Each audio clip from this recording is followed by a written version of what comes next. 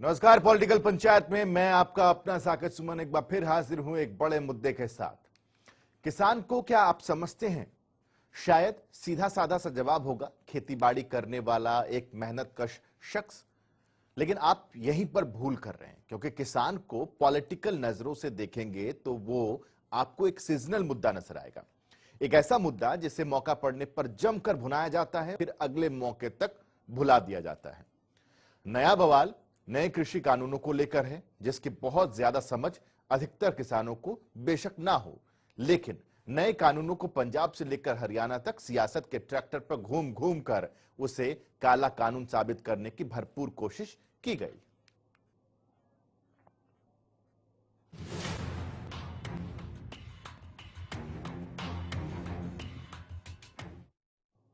नए कृषि कानूनों के विरोध में राहुल गांधी की खेती बचाओ यात्रा, तो दूसरी ओर सिरसा में डिप्टी सीएम दुष्यंत चौटाला के आवास के बाहर किसानों का जोरदार हंगामा देखने को मिला। दोनों में कुछ अंतर था, तो वो ये था कि पिहोवा में किसानों के लिए कांग्रेस की यात्रा थी, तो सिरसा में चौधरी देवीलाल के दुहाई देते हुए वो किसान थे जिनका गुस्सा उन्हीं के परपोते और वर्तमान में सूबे के डिप्टी सीएम दुष्यंत चौटाला पर फूटता दिखाई दिया। और ऐसे मौके में एक और शख्स की याद आती है कि किस तरीके से अभय चौटाला इस पूरे मसले में इंडियन नेशनल लोकदल की तरफ से मुखर हुए और उन्होंने भी लगातार ताबड़तोड़ हमला कांग्रेस पर भी किया और बीजेपी पर भी।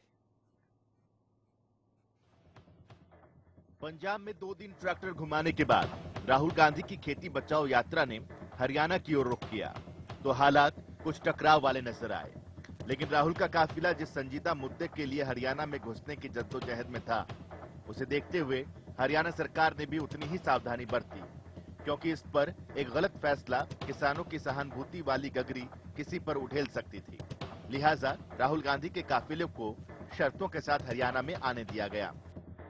कृषि कानूनों के मुद्दे पर कांग्रेस जिस धुआंधार अंदाज में किसानों का ध्यान खींचती नजर आई, उस होड़ में छोटा ही सही लेकिन कुछ कोशिशें करती हुई इनेलो भी दिखाई दी। कई जगहों पर इनेलो कार्यकर्ता प्रदर्शन करते देखे गए, लेकिन सबसे बड़ा हंगामा दिखाई दिया सिरसा में, जहां किसानों की एक बड़ी उग्र भीड़ ने डिप्टी सीएम दुष्यंत चौटाला के आवास को घेरने की कोशिश की। जमकर नारेबाजी हुई, पथराव किया गया, बैरिकेड्स को पार करने और सुरक्षा घेरे को तोड़ने की भी कोशिशें हुई। शिकायत थी कि जो दुष्यंत चौटाला किसानों के सबसे बड़े नेताओं में से एक रहे, चौधरी देवीलाल के परिवार से ताल्लुक रखते हैं, आखिर उन्होंने नए कृषि कानूनों के खिलाफ आवाज बुलंद क्यों नहीं की? मैं राजनीतिक तौर पे अगर वो चौधरी देवीलाल की नीतियों का अनुसरण करते तो मैं उनकी राजनीतिक तौर पे भी बड़ाई कर देता, लेकिन उन्होंने चौधरी देवीलाल की नीतियों को गिरवी रख दिया बीजेपी को। हम राहुल गांधी से एक बात पूछना चाहते हैं कि वह किसानों के साथ दोगला व्यवहार करेगा। हमारे यहाँ हरियाणा प्रदेश की जीवन रेखा एसवाईएल जो है वो आज पंजाब में कांग्रेस की सरकार है, और वहाँ का जो मुख्यमंत्री है वो अपने पक्ष में ये बात कहता है कि हम एक बूंद पानी नहीं देंगे। तो राहुल गांधी उनको भी समझाए, बताए। हरियाणा में सरकार की साझेदार जननायक जनता पार्टी नए कृषि कानूनों के मुद्दे पर केंद्र के साथ बनी रही। यही बात प्रदेश में कई किसान संगठनों को खटकी, और जो हंगामा सिरसा में देखने को मिला उसने एकदम से सबका ध्यान अपनी ओर खींचा। उधर पिहोवा में कांग्रेस के पूर्व राष्ट्रीय अध्यक्ष राहुल गांधी भी केंद्र की नीतियों और उसके कुछ पुराने फैसलों पर जमकर बरसे। किसानों के लिए भरी गई उनकी इसी हुंकार में किसानों के साथ साथ जीएसटी, अर्थव्यवस्था और नोटबंदी जैसे मुद्दे भी छाए रहे। ब्यूरो रिपोर्ट, जनता टीवी। आज का पॉलिटिकल पंचायत शुरू करें, इससे पहले आइए आपको सुनाते हैं राहुल गांधी का वो तल्ख अंदाज जिसमें वो सरकार और उनकी नीतियों पर जमकर बरस रहे हैं। 6 साल से दिल्ली में नरेंद्र मोदी जी की सरकार है। गरीबों के लिए उन्होंने इन 6 सालों में कुछ नहीं किया है। एक के बाद एक उन्होंने चोट मारी है। आपको याद होगा 8 बजे रात को कुछ साल पहले नरेंद्र मोदी ने 500 रुपए, 1000 रुपए के नोट को रद्द किया। उस टाइम कहा था काले धन के खिलाफ लड़ाई है।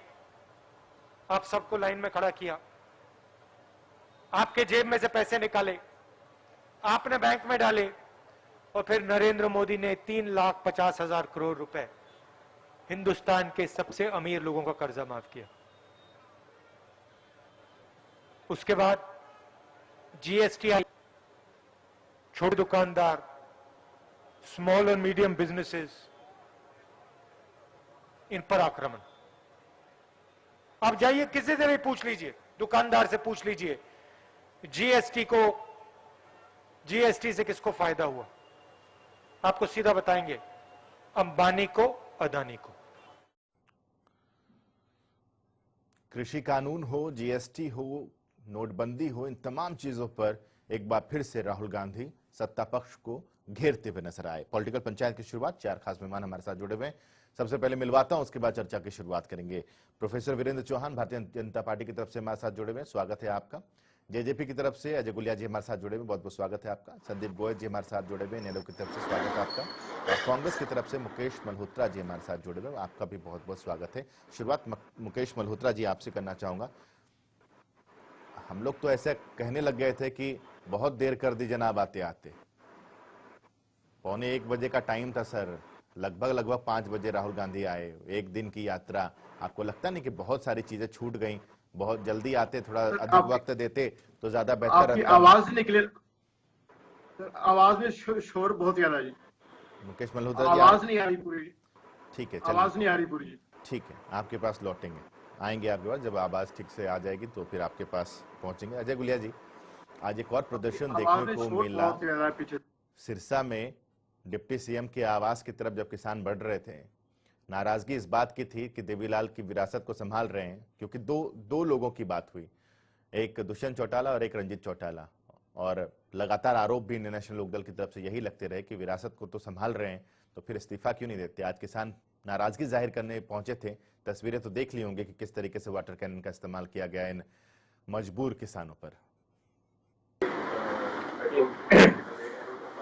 देखिए साकिब भाई, सबसे पहले तो एक बात मैं आपको कहना चाहता हूँ, ये देखिए जो भी लोग हैं, चाहे वो कांग्रेस के भी लोग हैं, अगर वो विरोध प्रदर्शन कर रहे हैं तो उनका लोकतांत्रिक अधिकार है। किंतु एक आप समझिए, इस महामारी के दौरान किसी भी तरह इस प्रकार से अगर भीड़ इकट्ठी हो रही है, कोई भी कर रहा है, कोई भी राजनीतिक दल कर रहा है, अगर वो एमएसपी की गाइडलाइंस को वायलेट करती है तो वो गलत है, वो नहीं होनी चाहिए। तो उसका प्रयास किया जा रहा है, और देखिए उनको रोकने का प्रयास किया गया। जिस प्रकार से वो लोग थे, एक तरह से उनको तितर बितर करके उन्हीं की सुरक्षा करने का काम किया गया। और दूसरी बात, दुष्यंत जी ने तो स्वयं कह दिया था कि घेराव करने की क्या जरूरत है, उनका अपना घर है, वो जब चाहे आए, दिन आए रात आए, तो दिन आए रात आए, किसानों का अपना घर है।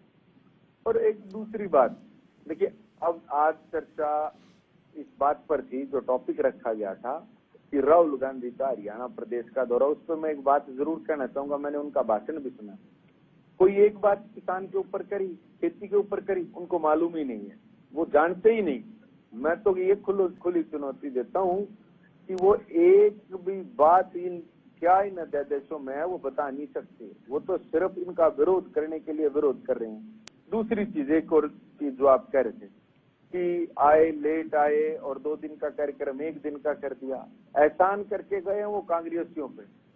ये तो राहुल गांधी जी एहसान करके गए हैं, यही एहसान तो अजय गुलिया जी, यही एहसान तो किसान मांग रहे हैं, यही एहसान तो किसान मांग रहे हैं दुष्यंत चौटाला से, यही एहसान तो दुष्यंत चौटाला से मांग रहे हैं अजय गुलिया जी। वादा कर अजय गुलिया जी, यही एहसान तो किसान मांग रहे हैं। इसी एहसान मांगने के लिए तो वो आ रहे थे कि मिल लेते हैं जरा दुष्यंत चौटाला जी से भी। दुष्यंत चौटाला जी ने स्पष्ट रूप से कहा था कि ये उनका घर है, दिन आए रात आए, लेकिन आज दुष्यंत चौटाला जी की कोरोना रिपोर्ट पॉजिटिव आई। क्या वो लोगों के बीच में आके से राजनीतिक लाभ लेने या नुकसान की बात नहीं है? क्या वो लोगों की जान खतरे में डाल दें इस वैश्विक महामारी के दौरान? अच्छा, इसी वजह से नहीं आए, इसी वजह से नहीं मिले क्योंकि वो कोरोना पॉजिटिव है, यही कहना चाहते हैं आप? कोरोना पॉजिटिव, वो तो लोगों के बीच में जाने वाले व्यक्ति हैं। जब आपने देखा कि पीछे भी कई किसान कुछ प्रदर्शन कर रहे थे धान को लेकर के, लोगों के बीच में जाके खड़े हो गए थे, कहा था कौन मना कर रहा है भाई आपको धान लगाने से? ये जो लोग आपके बीच में भ्रम की स्थिति फैला रहे हैं, ठीक है, इस पर मैं काउंटर संदीप गोयल जी का चाहूंगा।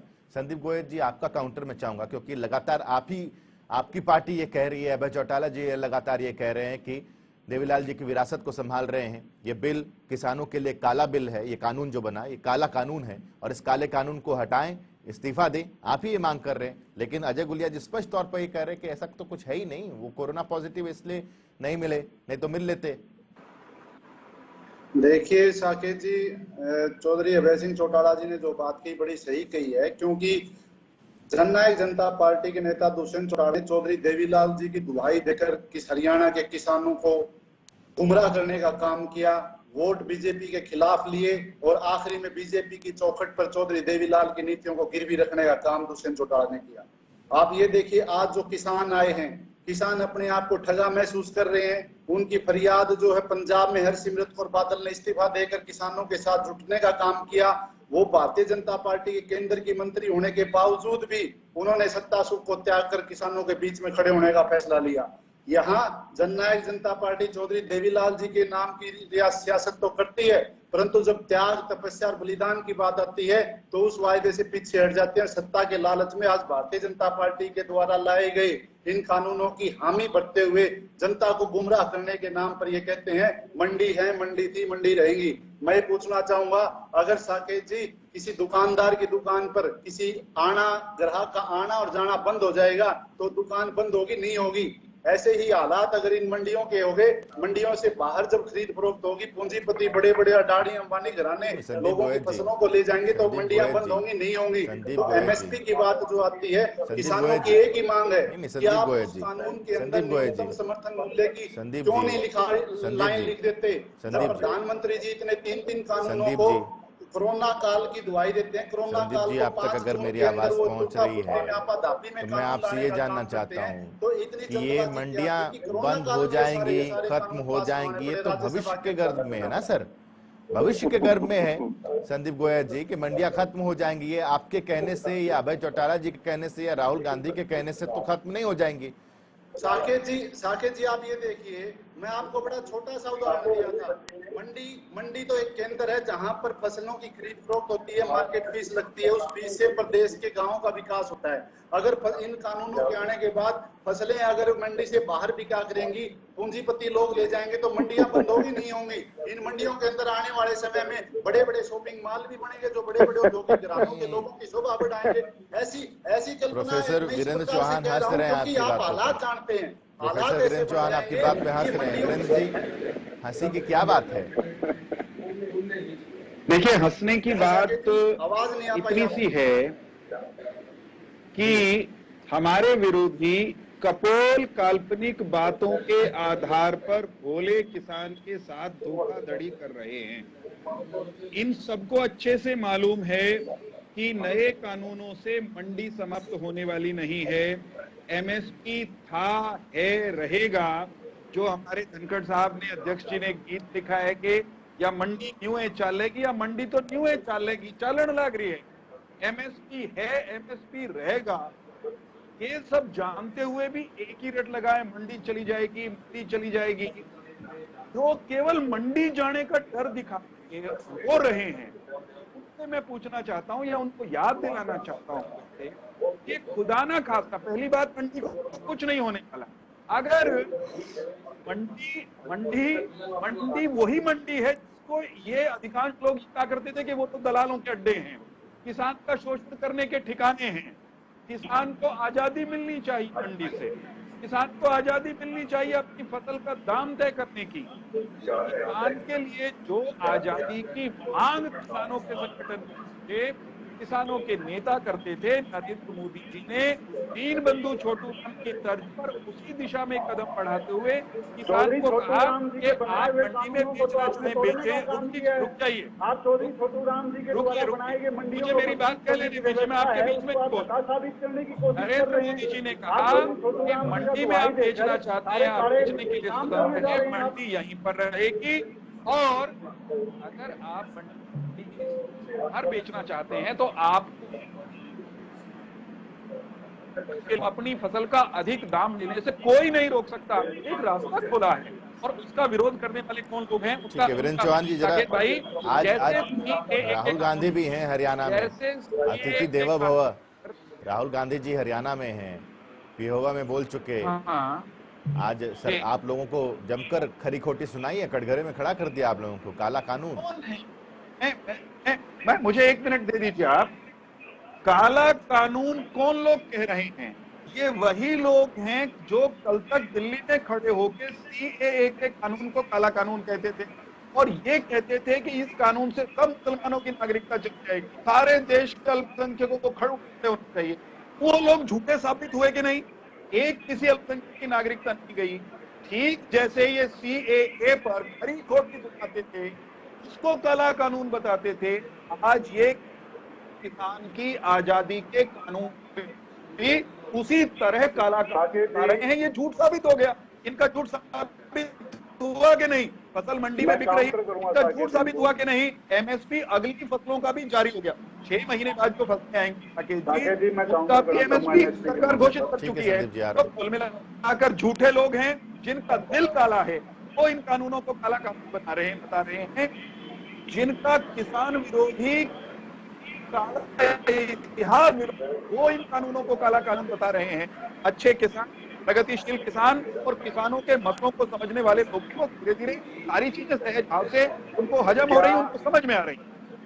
क्या इन कानूनों को काला कानून बताने वाले किसान, क्या ये हरियाणा के किसान नहीं है? क्या ये हरियाणा के प्रगतिशील किसान नहीं है? चौहान जी, जो लोग लाभ जो इनको बेहतर बता रहे हैं, वो बहुमत में किसान, वो बहुसंख्यक किसान, जो अधिकांश किसान इन कानूनों के पक्ष में खड़े हैं, वो हरियाणा के किसान नहीं। क्या आपको राजनीति करने आगे भाई साहब? ठीक है, एक बार आप दोनों को जरा रोक रहा हूँ।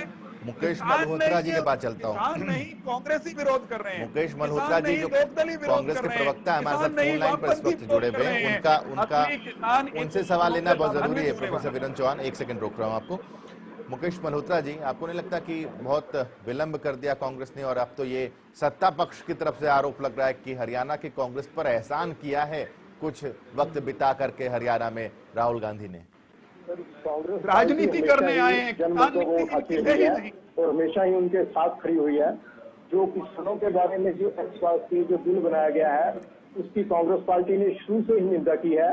सड़क से लेकर संसद तक उसका विरोध किया गया है। अब आप बताइए कि जो हमारा किसान भाई, उसको अगर मिनिमम सपोर्ट प्राइस नहीं मिलेगा वो कैसे सरवाइव कर पाएगा आगे? अगर कल को कॉर्पोरेट हाउसेज उसके सामने आते हैं उसकी फसल लेने के लिए, तो उसको ये कहते हैं कि हम आपको इस फसल को हम दे देते हैं मगर उस पर आपको इतना डिस्काउंट देते हैं और वो फसल को उठा लेते हैं, तो मिनिमम सपोर्ट प्राइस कहाँ जाएगा? ठीक है, सबसे महत्वपूर्ण बात नहीं मुकेश जी आपको काउंटर कर रहे हैं। प्रोफेसर वीरेंद्र आपको काउंटर कर रहे हैं। मेरी पहले बात सब पूरी नहीं, हर बात पे काउंटर है सर, तो काउंटर लेते चलते हैं ना, काउंटर लेते चलते हैं। आप सिर्फ इनसे ये पूछ लीजिए कि MSP कहाँ खत्म हुआ है? बताइए, बोल रहे हैं हरियाणा? बताइए मुकेश मल्होत्रा जी, कहाँ खत्म हो गया MSP? कहाँ खत्म हुआ MSP? सर MSP खत्म अभी ऐसे नहीं होगा। MSP कैसे खत्म होगा? सपोज हमारे देश में जो किसान है उनके पास 1 से लेकर 5 एकड़ तक जमीन बहुत लोगों के पास है। जब एक छोटे किसान के पास कॉर्पोरेट हाउसेज वाले उसके घर पर पहुंचे कि हम आपकी फसल को उठाने के लिए तैयार हैं, मगर जो मिनिमम सपोर्ट प्राइस है उससे आपको हम 10% या 15% कम देते हैं, तो छोटा किसान ये सोचेगा कि मैं कहाँ पर अपने ट्रैक्टर ट्रॉली पे इस फसल को लेकर जाऊंगा, मैं इनको अपनी फसल यहीं दे देता हूँ, तो वो कहाँ पर मिनिमम सपोर्ट प्राइस स्टैंड करेगा? आप इस बात को बताइए। मंडी है भाई, मंडी आप वो कहाँ बेचेगा? मंडी में बेच रहे हैं, ठोक के खड़ा होकर के किसान अपनी फसल बेच रहे हैं, आप उसको झूठ बोल रहे हो। दूसरा महत्वपूर्ण बात, जब भी किसान को किसी चीज की जरूरत होती है वो मंडी में आरसी के पास जाता है, रात हो सवेर हो। नहीं, एक बात बताइए मुकेश मल्होत्रा जी, एक बात बताइए, आप जो कह रहे हैं कि जिन किसानों के पास 5 एकड़ 10 एकड़ जमीन है, उनके पास तो कल आज भी 5 एकड़ 10 एकड़ है, कल भी 5 एकड़ 10 एकड़ ही रहेगी ना सर? आज है तो वो हेलीकॉप्टर से थोड़ी जा रहे हैं। मेरा मतलब नहीं समझ रहे आप? जब कॉर्पोरेट एक काउंटर अजय गुलिया जी का है, एक काउंटर अजय गुलिया जी का है, अजय गुलिया जी का एक काउंटर, फिर संदीप जी आपके पास आ रहा हूँ। अजय गुलिया जी बोलिए। सवाल कांग्रेस तो ये पता है कि कौन सी फसल मंडी में आने वाली है, किसकी तैयारी सरकार ने कर रखी है, अब आगे कौन सी फसल की तैयारी किसान कर रहा है, ये कुछ नहीं जानते। राहुल गांधी से दो शब्द ये बुलवा दो सामने खड़े करके कि हरियाणा के अंदर कौन कौन सी फसल होती है, अरे ये कुछ जानते नहीं इन चीजों में कुछ नहीं रखा। मेरी बात सुनिए, इन चीजों में कुछ आप बता दो। आप अरे आप बताओ, आप हमेशा आप ये बताओ मंडी में। ठीक है, एक सेकंड गुलिया जी, एक सेकंड गुलिया जी, एक सेकंड गुलिया जी, एक सेकंड गुलिया जी, मुकेश मल्होत्रा जी, मुकेश जी एक चीज बता दीजिए, मुकेश जी एक चीज, मुकेश मल्होत्रा जी, मुकेश जी आप हमेशा मुद्दे को भटकाने की कोशिश ना मुकेश मल्होत्रा जी सुनिए, केंद्र सरकार ने मुकेश जी एक सवाल का जवाब दे दीजिए, मुकेश मल्होत्रा जी एक सवाल का जवाब, मुकेश मल्होत्रा जी एक सवाल का जवाब दे दीजिए। आपको हरियाणा के किसानों की इतनी चिंता है, राहुल गांधी को हरियाणा के किसानों को इतनी ही चिंता है, SYL का पानी ला देते सर। तो उसके लिए लड़ाई लड़ी गई। जब सुप्रीम कोर्ट में पहले केस गया, पंजाब गवर्नमेंट ने इसके लिए एफर्ट किए, हरियाणा ने सबने किए एफर्ट। सर कह देना, राहुल गांधी से कहलवा दीजिए ना हरियाणा में कि SYL का पानी हरियाणा को मिलना चाहिए, बस इतना कहलवा दीजिए, हम लोग सब संतुष्ट हो जाएंगे, हरियाणा का किसान संतुष्ट हो जाएगा, सब कोई संतुष्ट हो जाएंगे, बस इतना कहलवा दीजिए राहुल गांधी से जाते आते कि SYL का पानी भी हम देने के लिए तैयार हैं, हरियाणा के किसानों की हम बहुत चिंता करते हैं और हम SYL का पानी भी देने के लिए तैयार हैं। राहुल जी हरियाणा के किसानों की भी चिंता करते हैं, राहुल जी सारे देश के किसानों की चिंता करते हैं। आप उस मुद्दे को दूसरी पंजाब में इलेक्शन नजदीक है, पंजाब में इलेक्शन नजदीक है, इसलिए वहां 2 दिन बिता दिया उन्होंने। हरियाणा में इलेक्शन अभी बहुत दूर है, तो फिर उनको कोई चिंता ही नहीं है हरियाणा के किसानों की। 1:45 बजे आना था, 4:30-5 बजे के करीब आते हैं, 2 दिवसीय दौरा था, उसको 1 दिन का कर दिया। आप मेन मुद्दे पे सर आइए कि जो केंद्र सरकार द्वारा ये एक्ट पास किए गए, क्या वो ठीक है नहीं है? क्या आपने किसानों की शंकाओं को दूर करने की कोशिश की? क्या आपने किसानों की शंकाओं को दूर करने की कोशिश की? अगर किसानों की शंकाओं को आपने दूर किया होता तो आज वो इस तरह से वो सड़कों पर ना उतरते, वो विरोध ना करते, वो विरोध प्रदर्शन नहीं करते। इस एक्ट को पास करने से पहले आपको किसानों को कॉन्फिडेंस में लेना चाहिए था, उनकी बातों को जानना चाहिए था, उनको कहां पर परेशानी है उनको दूर किया जाना चाहिए। अगर राहुल गांधी किसान है तो हमको राहुल गांधी की राय लेने में घनी रुचि नहीं है, क्योंकि राहुल गांधी को शायद ये भी पता नहीं है कि मिर्च पौधे पे लगती है, पेड़ पे लगती है। ठीक है, एक बार जरा संदीप गोयल जी का रिएक्शन लेते हैं। संदीप गोयल जी बोलिए। संदीप जी, कृषि की समझ नहीं, काका जानते नहीं, कानूनों का विरोध करने चले। विरोधी जो बिल आए उनके समर्थन में इस प्रकार चिल्ला रही जैसे आज से 6 साल पहले ओपी धनखड़ जी नंगे बदन होकर उन विरोध करते थे, आज ये कपड़े पहनकर सरकार के अडानी रंबानी की बनाई हुई नीतियों के ऊपर चिल्ला कर मोहर लगाकर किसानों की हजारों एकड़ जमीन हड़पने का जो षड्यंत्र मौजूदा सरकार की कर रही है, वो मैं उस पे कहना चाहता हूँ। एक तरफ ये साधनाथ है, दूसरी तरफ कांग्रेस साधनाथ है, क्योंकि कांग्रेस और बीजेपी में दोनों में बड़ी आपत्ति है। कांग्रेस आज से कई साल पहले इस बिल को लाना चाहती थी, तो भारतीय जनता पार्टी इसका विरोध कर रही थी। अब भारतीय जनता पार्टी इसको ला रही है तो कांग्रेस उसका विरोध कर रही है। और सबसे ज्यादा इन्होंने धोखा अगर किसी ने दिया है तो कांग्रेस और भारतीय जनता पार्टी ने किसान को लूटने का काम किया है। और बड़ी ही शर्म की बात है, जो पार्टी चौधरी देवीलाल की नीतियों का हवाला देती थी, आज वो बीजेपी की चौखट पर सत्ता के लालच में बीजेपी के चलवे चाटती हुई दिखाई दे रही है। आज उसको किसान की तरफ देखना चाहिए था, किसान के दुख की तरफ देखना चाहिए था, किसान की बातों को सुनना चाहिए था। उन सभी बातों से मुंह मोड़कर आज ये बैठ गए। आज ये बंद कमरे के अंदर किसान की आवाज को दबाने का काम किया। मिनिस्ट्री ऑफ एमएचए की गाइडलाइन का हवाला देते हैं।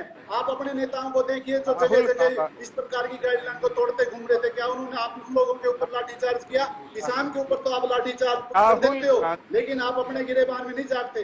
चौधरी देवीलाल की आत्मा राहुल गांधी को एक बात बताना चाहता हूँ हरियाणा के लोगों की तरफ से और हरियाणा के किसान की तरफ से, किसान के विरुद्ध आप दिल्ली से राहुल गांधी के पप्पा के राज में राकेश जी, राहुल गांधी के पप्पा के राज में दिल्ली से 100 रुपए चलते थे और किसान के पास 15 पैसे पहुंचते थे। एक बार जरा अजय गुलिया जी का रिएक्शन ले लेते हैं। अजय गुलिया जी से सीधा सवाल है, बीजेपी को लेकर के सीधा सवाल है संदीप गोयल जी का। अजय गुलिया जी, आपका रिएक्शन जरा दीजिए। वीरेंद्र चौहान जी, एक सेकंड।